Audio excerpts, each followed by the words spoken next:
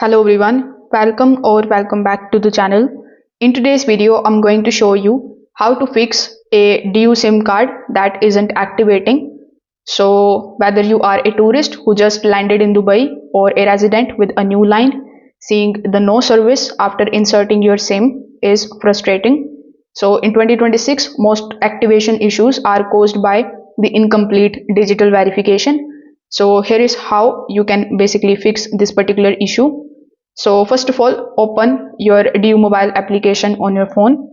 Over here, tap on the option of the home button. Here you will see the option of sign in with the help of UAE pass. You just have to tap on this option. If your registration is pending here, your app will prompt you to update your ID. So once approved, your signal should appear within just a few minutes.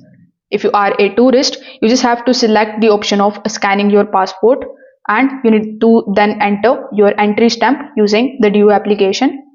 So after that, if you skip this, you can also dial *122# to trigger the registration menu.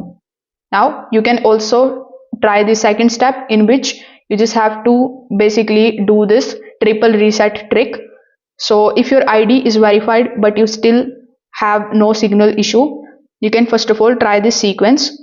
So you need to swipe down the notification bar on the top. Over here, tap on the airplane mode, wait for 10 seconds, and then you just have to turn off the airplane mode. So if that fails, you can just simply right away restart your phone. If it is still not working, you can remove the SIM card, wipe the gold chip with a soft cloth, and you need to reinsert it. So for eSIM users, just ensure that the turn on this line toggle is active in your cellular settings. So you can try this method and see if it is working properly or not.